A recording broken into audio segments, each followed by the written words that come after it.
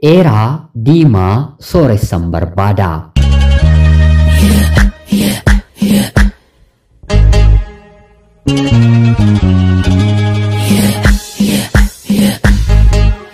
Yuyya ashama akkam jirtu kabajamtoota hordoftoota qophii Oromiyaatu Yuunifoor. Nagaaf jaalalli tokkummaan bakka jirtan hundaatti hunda keessaniif yaa ta'u jecha guyyaa har'aallee seenaa addunyaalessaa keessaa tokko kan nama barsiisuuf bashannansiisu isiniif qabadheen dhiyaadheeraatii hanga xumura qophii kanaatti laayikii fi sheer akkanumallee sabskiraayib gochuun na waliin akka turtan kabajaan isiniin gaafadha. Sagaleessuun hanga xumura qophii kanaatti isin waliin kanan turu ana gammachiista shoomeeti.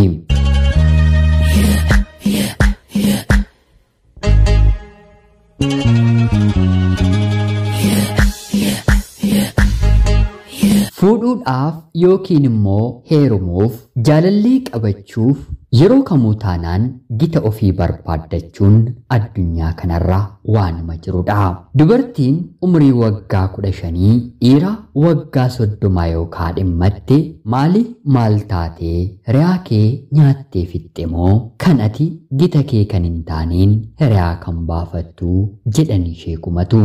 Akkanuma immoo ammas dhiirri waggaa 40 dubartii waggaa 25 yeroo kaadhimmatu maal ta'eera kuni erga umriin isaa irra darbee akkam intala dubaraa kana fakkaattu kaadhimmataa jedhee komatama. Lamaan isaaniiyyuu gita mataa isaanii dhabanii otoo hin taane waan ta'e jaalalaan ija isaanii keessatti waan mul'ateef wal filataniiti malee jaalala bultii keessatti ga'eessa hanga ta'anitti umriin lakkoofsa ta'ee mahafa malee adda ta'ee dhiibbaa yeroo uumu bultii jaalala hedduu keessatti hin mul'atu. Maarree shamarran otoon heerumiin umriin isaanii waggaa 30 darbe akkanuma immoo dhiirri otoon fuudhiin waggaa 40 darbe saalfachuu yookiin immoo gaa'elatti seenuuf qaanfachuu ni jalqabu.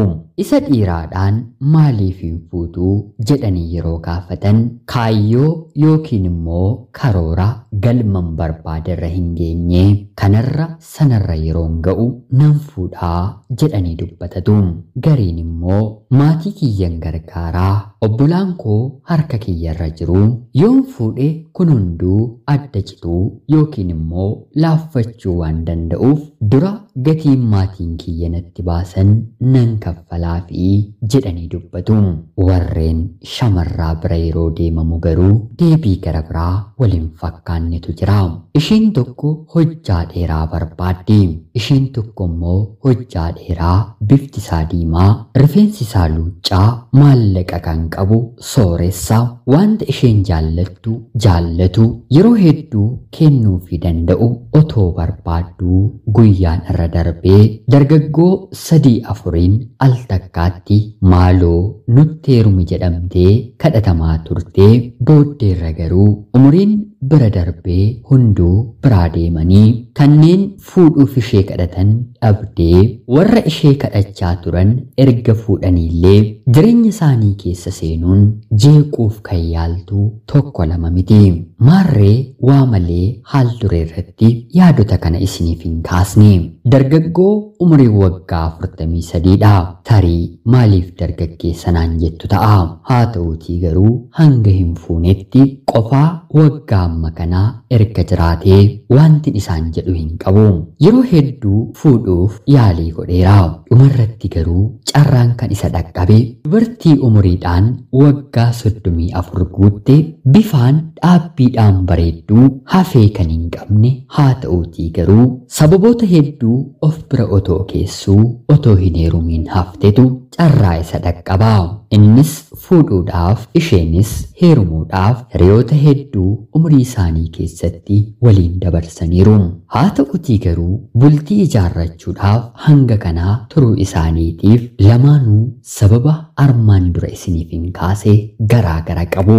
Waliin jireenya yeroo jalqaban akkuman dura isinitti hime isheedhaan maali hiriyaa kee dhabdamoo jaarsatti kan heerumtuu jedhanii ishee komatanii.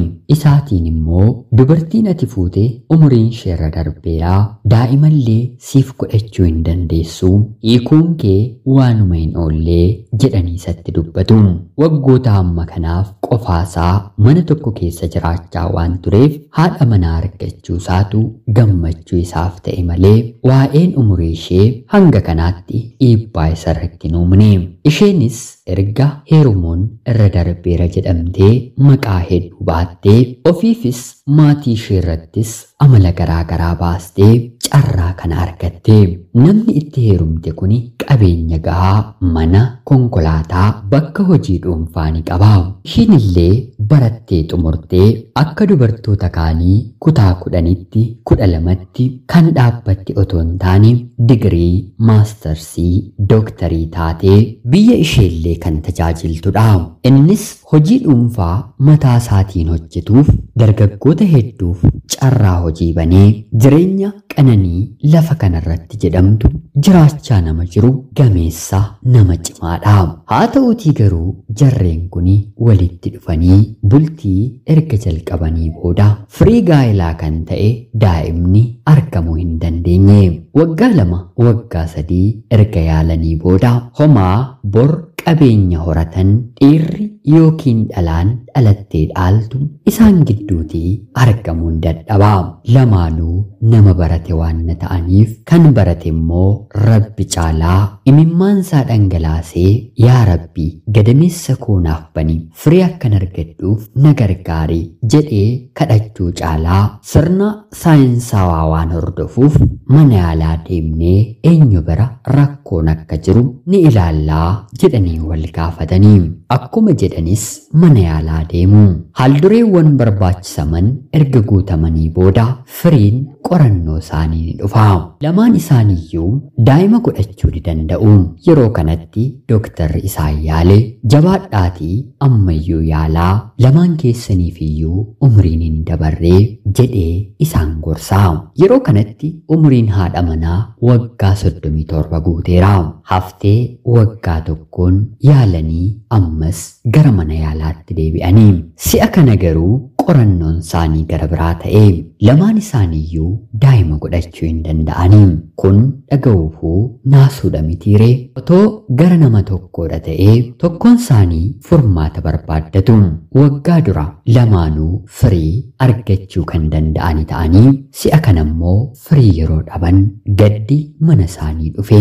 Carraan jireenyaa gara biraa dhalatanii haadhaaf abbaa kan dhaban guddistuun kan bira hin jirre guddifachuudha waan ta'eef dooktara isaaniitiin gorsamanii daa'ima guddifachaa barbaadan al takkaatti 2 fudhatanii guddisuu eegalanii. Yeroo kanatti jireenya isaanii kaleessaa yaadachuun qabeenya isaanii har'aan wal madaaluun maal godha? Barnoota hanga kanaa barachuun dhalli ofii yoo hin jiraanne jettee haati manaan gaddite. Abbaan manaas qabeenya kana hundumaa dhabeen utuun dhala tokko argadheera ta'ee nagaa turee jedhee ofiis gara Rabbiitti gumgume. Kanas ta'u ijoolleen 2 mana isaanii waan seenaniif gammachuu qabu. Yeroo kana wanti hubatan Rabbi dhala namaadhaaf kan kenne kanfaltii malee bira kan kaa'e ilmoo yookiin immoo firiidha. Lafa kanarraa sanaan ol wanti nama gammachiisu hin jiru jedhanii haati manaas abbaa manaas dhugaa bahanii. Erga kanaa lamaan isaaniiyyuu namoota bifa isaaniitiin heerumuudhaaf yookiin immoo fuudhuudhaaf har'a bor jechuun sababa dhiyeessanii otoo fuudhiin jiraniitiif kitaaba barreessuun gorsa kennanii. Haa ta'uutii garuu sanaan booddee raajiitu dhalata. Kitaaba isaanii maxxansanii waggaa 2 booda Rabbi dheebuu isaanii kitaaba irratti katabatanii kan dubbise hunduu Rabbi fedhii isiniif haa kennu warra jedhee kadhata isaanii dhaga'ee firii daa'ima kenneefi. Baay'ees gammadanii ofii gara Rabbii ilaalanii ilaaluu dadhabanii namni ilaalee fi kadhannaan sanyii eebbaa argatanii. Oromoonuu yeroo mammaaku ijoolleen ijoollummaatti jedhama mitiire. Qabeenya horannu wanta walitti qabnu kana eenyuuf yoomiif akka keenyu hin beeknu. Haa ta'utii garuu dhala namaaf gammachuu ni kenna kan jedhame keessumaa gaa'illi yeroodhaan raawwachuun waa hedduurraa nama baraaraan dhaamsa qophii Oromiyaa 24 guyyaa har'aati. Seenaa kanarraa yoo barattan laayikii fi sheer godhaa. Naannoo keessanitti kan akkanaa kan si mudate yoo jiraate immoo yaada keessan komentii jalatti kaa'aa. Hanga yoonaatti yeroo keessan naaf kennitanii dhaggeeffachaa turuu keessaniitiif illee guddaa galatoomaa jechaa seenaa gara biraatiin hanga walitti deebinutti bakka jirtan maraan turtii gaarii isiniif hawwaa. Yeroo gaarii.